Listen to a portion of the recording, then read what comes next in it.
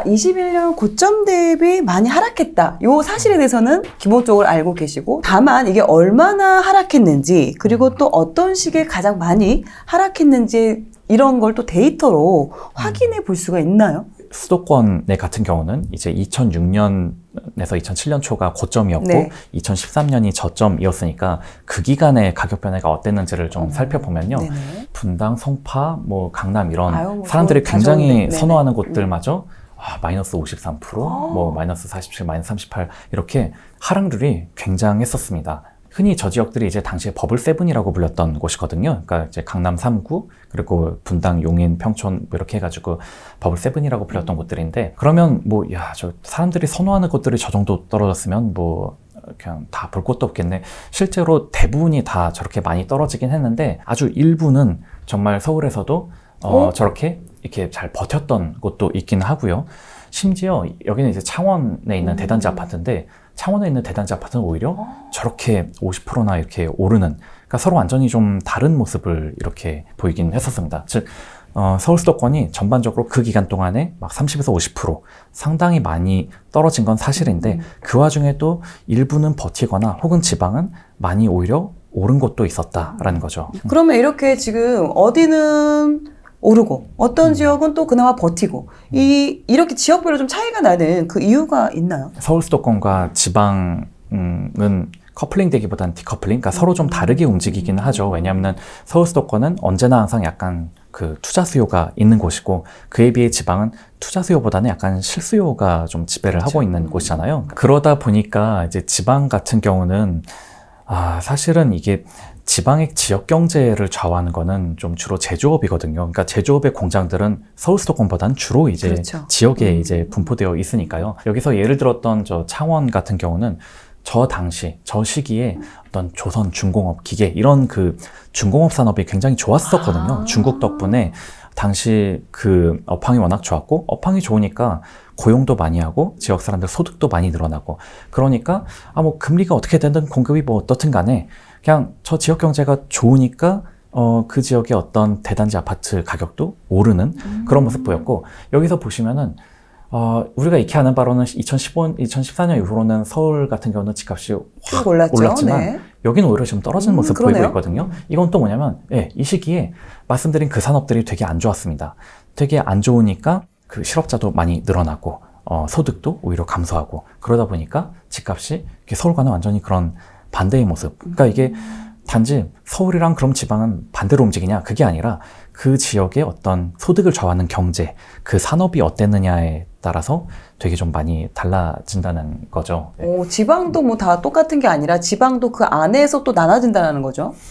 그렇죠. 아무래도 이제 장치 산업 중에도 이제 대규모 중공업 같은 산업들은 좀 약간 부울경 지역 쪽이라면, 또 이제 바이오라든가 2차전지 이런 데는 또 이제 또 한 충청도권 막 이런 식으로 또 서로 좀 지역별로 다른 산업들이 이제 그 지역에 있다 보니까 산업별로 그게 좀 그렇게 특색별로 좀 다르게 나타나고 있습니다. 근데 반면에 서울 수도권은 어떤 특정 제조업 경기가 서울 수도권의 집값을 좌우하지는 못하죠. 그러면 지금 창원 같은 경우도 물론 2014년, 2015년 이후로 이렇게 쭉 하락을 하긴 했지만, 또 지방 같은 경우는 또 공급적인 부분도 상당히 영향을 끼치는 걸로 알고 있는데, 그러면 혹시 그것도 산업 플러스 불황 플러스 공급까지 또 겹쳐져서 그런 걸까요? 그게 아무래도 같이 감안되는 게 좋겠죠. 예를 들어서 지금 대구라든가 그런 경북 지역 같은 경우는 워낙에 공급이 지금 많다 보니까 만약에 공급이 적었으면 덜 떨어졌을 텐데 공급마저 많아 버리니까 더 많이 떨어진다, 뭐 이런 식으로 감을 잡으시면 될 것 같습니다. 공급도 많은 편에 거기에다가 지역 산업까지 안 좋아지니까 그 기울기, 하락폭이 더 커질 수 있는, 더 길어질 수 있는 그럴 경우는 있는 그렇죠. 많은 분들이 또 인구수가 줄면 또 집값이 떨어진다 이 말처럼 인구가 줄면 그만큼 또 학군에 대한 그런 의미가 좀 없어질 것이다, 이런 이야기를 또 하시는 분들이 계시는데, 이 부분에 대해서 또 어떻게 생각을 하세요? 학령 인구가 좀 줄어들면은 어떤 학군 프리미엄이 점차 좀 소멸되지 않을까라는 좀 기대를 하기는 했었어요. 예를 들어서 경기도 파주 이런 데 사시는 분 말씀 들어보니까 거기는 초등학교 한 학년의 반이 1학년 때는 16반인데 고학년으로 가면 6반으로 줄어든다고 그래요. 그러니까 즉 그런 경기도 지역들 이런 데 살던 분들이 점차 아이가 크면은 결국 목동이나 강남처럼 이렇게 학군이 좋은 곳, 뭐 혹은 파주에 있다가 일산 이런 식으로 조금이라도 학군이 좋은 곳으로들 이렇게 점차 이동을 하고 있는 게 아직까지도 그런 현실이기도 하고요. 그러면 도대체 학령 인구는 줄어든다고 하는데도 왜 그렇게들 다들 대치동, 목동을 못 가서 안달이고 교육비를 그렇게들 많이 쓰는 걸까? 이 부분에 대해서 좀 생각을 해보면 우리나라 뭐 인구 구조, 이 출생아 수를 보면은 저기 저 70년도 70년에 100만 명에서부터 쫙 이렇게 떨어져 온 거는 사실입니다. 그런데 우리가 생각을 해보면 한 80년대생 혹은 한 90년대생쯤만 해도 보면은 부모님이 외벌이인 경우가 많았었어요. 예. 맞아요. 근데 대략 어찌 보면 한 2000년대생부터가 부모님이 맞벌이가 이제 늘어난 것 같거든요. 아무래도 맞벌이를 해서 소득이 커질수록 교육비로 쓸 수 있는 버퍼도 훨씬 더 이제 거의 더블로 늘어난다고 일단은 볼 수 있겠죠. 이제 교육계 같은 경우는 이 어쨌든 학생 수가 줄어든 것 자체는 현실이다 보니까 그래서 사실 주식시장에서도 야 메가스터디 이런 건 이제 미래가 없다 주식 뭐 이런 식으로 했지만 돌아보니까 오히려 지금 사교육비가 더 늘어나고 메가스터디 주가도 확 더 뛰었거든요. 근데 교사를 하고 있는 제 친척 말을 들어보면은 이제 학원들이 이제 학생 수가 줄어들다 보니까 예를 들어 고등학생 전문학원이 중학생까지로 넓히고 중학생 전문학원이 초등학생까지로 이걸 넓혀서 계속 선행학습을 해야 된다라는 식으로 영역을 넓힌다는 거예요. 그러니까 학원을 가야 되는 그 시점에 그 학생 숫자를 이제 저 밑에 있는 학년까지로 점점 더 늘려서 초등학교 1학년부터도 막 다들 이제 그런 비싼 학원을 다니고 막 숙제를 하고 그렇게 해야만 이제 나중에 명문대에 가고 의사 될 수 있다. 약간 그런 식의 어떤 글쎄요 마케팅이라면 마케팅 같은 게 일어나고 있는 거죠. 그런데 학군에 대한 프리미엄은 결국은 점점 약해질 수밖에 없다는 생각을 하는 이유가 40만 명대는 유지했었던 이 학령 인구가 이제는 한 20만 명대로 훅 떨어졌어요. 점점 그 초등학생이 되는 학생 숫자가 줄어들다 보니까 그런 데로 유입되려고 하는 인구 자체는 점점 줄어드는 반면에 사실 이 지역의 특징 중에 하나는 또 입시를 끝내고 나면 이 지역을 또 떠나는 경우들이 많거든요. 그렇죠, 그러니까 자녀 교육을 위해 어쩔 수 없이 무리를 해서라도 전월세로 진입을 했다가 이제 입시를 끝나고 나면은 떠난 거죠. 그렇게 해서 떠나는 학생 숫자는 많아지고 그리고 진입되는 학생 숫자는 굉장히 너무 빠르게 줄어들다 보니까 이 과열이 설사 지속이 된다고 해도 그거를 이제 P 곱하기 Q로 생각을 해봤을 때는 그 양 자체가 어쨌든 좀 줄어든다라고 생각을 한 거죠. 어떻게 보면 학군 교통, 이게 또 입지에서 집을 선택하는 그 중요한 요소 중에 하나인데, 그렇다면 이 둘 중에 좀 우열을 가려보자면 어떤 게 좀 더 우세한가요?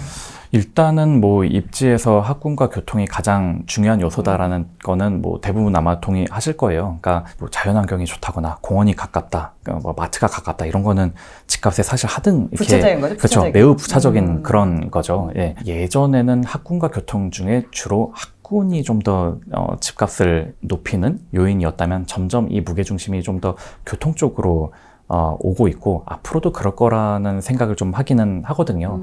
예를 들어서 지금 이게 서울 내에서 이제 근무자 수를 보면은 압도적으로 1, 2위가 이제 서대문과 강남이고 그리고 이제 여의도가 3위 이렇게 세 군데가 이제 탑3를 형성하고 있고 실제로 저 세 군데가 가장 이제 고소득자들이 많이 다니는 직장들이 좀 몰려 있는 곳이죠. 그러다 보니까 예전에는 여기 마포라든가 옥수, 금호, 뭐 흑석 같은 지역이 어찌 보면은 참 이 교통 때문에 사람들이 살고 싶었던 지역이지만 대단지 아파트들이 없어서 저쪽으로 가지를 못하거나 그러지 않았던 곳인데 저 지역들에 이제 대단지 아파트들이 생김으로써 선호도가 반영이 되고 실제로 저 지역들이 이제 재개발된 아파트들이 근본 상승장에서 가장 높은 상승률을 좀 보였었죠. 오히려 전통적인 강남 상권보다 이제 마용성이 이제 상승률 자체는 더 높았다고 실거래가 상으로는 그렇게 나타나고 있거든요. 그런데 이게 결국은 그 차이가 흔히 학군이 좋으려면은 뭔가 대단지 아파트가 되게 많은 곳 그렇게 해야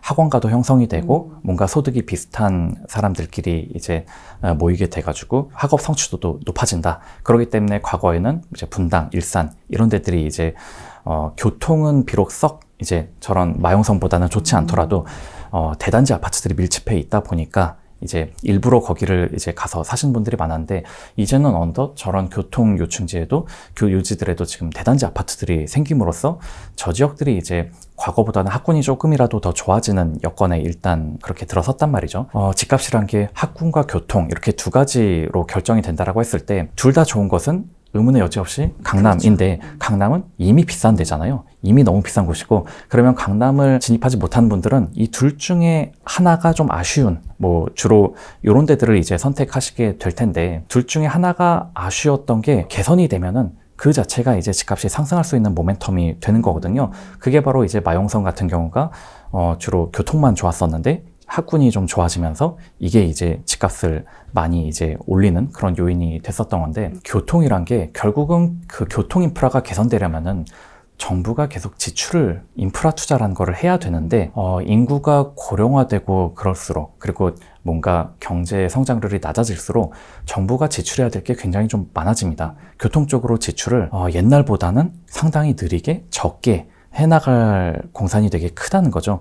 그렇다면은 우리가 옛날에도 흔히 뭐 GTX다 혹은 지하철 9호선이다 이게 언제까지 완공될 거다라고 한 게 항상 밀렸었는데, 그렇죠. 밀리는 이유가 바로 지출을 그 계획대로 못했기 때문이거든요. 그러니까 딱 이게 한 5천억 드는 사업인데 원래는 1,000억씩 5년도 집행을 해서 맞췄어야 되는데, 정부가 이게 지출이 딴 데 쓸 게 많아 하면은 뭐 500억씩 뭐 이렇게 10년 이렇게 걸리고 해가지고, 그러다 보니 교통이란 게 개선되는 건 앞으로 점점 더 뭔가 힘든 요소, 즉 기존의 교통이 좋은 곳이 좋은 거고 기존의 교통이 나빴던 것이 좋아지기는 좀 생각보다 세월이 오래 걸릴 수 있다. 약간 그렇게 보는 거죠. 예.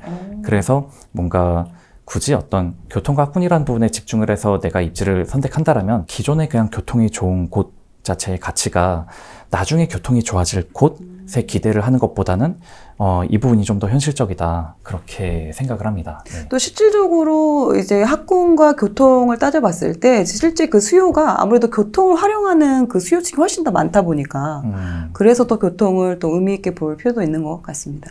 네, 지금 또 이제 교통에 대해서 좀 말씀해 주셔서 생각이 나는 게 있는데, 작년에 호재로 흥했던 지역들이 있었습니다. 급등을 하는 그런 지역들이 최근 정말 또 급락을 하는 그런 모습들을 보여주고 있는데, 그럼 우리가 어떤 걸 놓쳤길래 이런 걸 지금 보고 있는 건가라는 좀 생각이 드는 것 같아요. 일단은 호재는 당연히 이제 선반영 되는 게 맞죠. 예, 맞기는 한데, 근데 가령 예를 들어서 2020년 하반기에 이제 국회를 세종시로 이전하자는 약간 그런 말이 당시 여당으로부터 나오기도 했었거든요. 그러니까 갑자기 또 세종시 집값이 맞아요. 확 이제 오르기도 했었죠. 그리고 실제로 또 과거 서울시장께서는 뭐 여의도 통합 개발을 하겠다라고 했더니 여의도 용산 마포 쪽 아파트 가격이 확 오르기도 했었고요. 이런 거의 문제점은 글쎄 호재가 선반영되는 건 좋은데 이 호재 자체가 너무나 불확실한 것이고, 이게 설사 일어난다고 해도 너무나 비용이 많이 드는 일이고 너무나 오랜 시간이 걸리기 때문에 현실화되더라도 오랜 기간이 걸리는 일이라는 거죠. 그러면 우리가 이것도 금리와 같이 연결해서 생각해 볼 수 있는 게, 금리가 너무 낮을 때는 이런 호재를 대부분 시장이 세게 반영을 합니다. 왜냐면 오래 걸리더라도 금리가 너무 낮으니까 버틸 수 있어, 뭐 이런 개념인 거죠. 하지만 금리가 높아지면 1년 1년 기다리는 게 굉장히 힘들어지죠. 예, 그렇죠. 금리가 오르면 한 해 한 해 버틸 수 있는 부담이 훨씬 올라가게 되죠. 그래서 통상 금리가 오르면은 이런 호재 선반영됐던 곳들이 이제 더 많이 떨어지는 그런 모습을 보이게 됩니다. 네. 마치 주식시장에서는 그런 기술주들이 금리 오를 때 더 많이 떨어지는 것과 좀 비슷한 이유죠. 그러면 금리가 좀 안정을 찾고 또 가격이 좀 많이 떨어지면 오히려 그때는 호재가 어느 정도 그래도 있는 지역을 보는 것도 괜찮지 않을까요? 그렇죠. 예, 금리가 낮아질수록 그러면 호재가 있는 지역은 또 이제 그거를 또 선반영을 더 많이 하려고 하기는 할 테니까요. 예, 그거는 또 이제 또 반대로 다른 문제라고 할 수 있겠습니다. 네. 그러니까 호재가 가격이 너무나 이제 많이 반영돼서 너무 비싸지면 문제이지만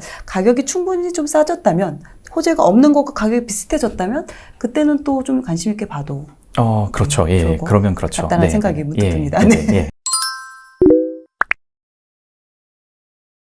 네, 지금 좀 계속해서 이제 또 하락을 하고 있고, 또 그 폭이 또 되게 또 급락으로 이렇게 좀 그 폭이 또 심하다 보니까, 진짜 다시는 집을 사지 않겠다, 이런 생각을 또 하신 분들도 계실 수도 있어요. 그런 분들께 좀 그러면 어떻게 좀 이 부동산 시장을 봐야 하는지 좀 조언을 해주신다면 어떤 게 있을까요? 사실은 전세로만 쭉 산다는 거는 그것도 굉장히 나름 위험한 일이죠. 예를 들어서 뭐 집값이 계속 더 오른다는 기대가 점점 사라질수록, 하락장이 길어질수록 통상 집값이 전세가로 거의 수렴하게 되기는 하거든요. 그리고 실제로 지방의 일부 인구 유입이 잘 없는 곳들은 이미 집값과 전세가가 비슷하게들 움직이죠. 집값 상승에 대한 기대가 없으니까요. 그런 쪽들은. 그 집값과 비슷한 전세로 사느냐, 이거는 또 굉장히 참 리스키한 일이라고 볼 수 있겠고요. 그리고 물론 이제 일부러 월세를 사시는 그런 분들도 제 주변에도 꽤 있습니다. 즉, 이 큰 돈을 나는 다른 데 굴리겠다. 나는 집에 이렇게 큰 돈을 사업하시는 묻어두는 건, 분들이나? 그렇죠. 뭐 사업을 하시는 분들이라든가, 혹은 뭐 주식이나 정도 액티브한 투자를 하는 분들은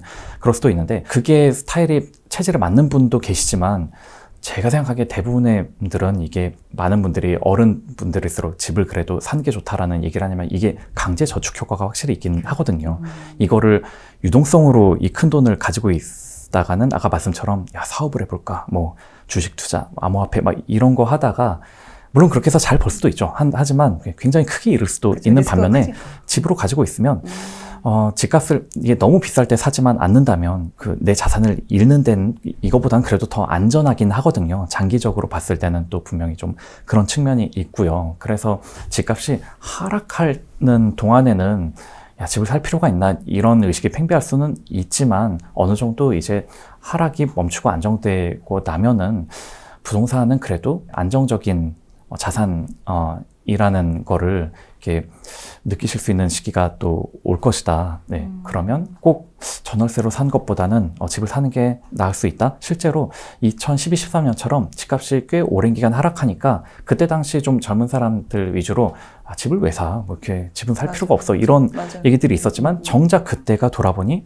집을 사야면은 좋았던 시기였었죠. 네, 그런 부분도 같이 착안을 해보셨으면 좋겠어요. 네. 서울 시민들의 평균 소득으로 집을 사는 데까지 걸리는 시간이 12.2년이 평균이에요. 요 평균보다 요 아래쪽에 이렇게 움푹 패여 있는 데 있죠. 요 시기가 집값이 진짜 쌌던 시기라는 거죠. 여기까지 따라오셨으면 이제부터 하나 중요한 게 있어요. 그게 뭐냐? 뿅.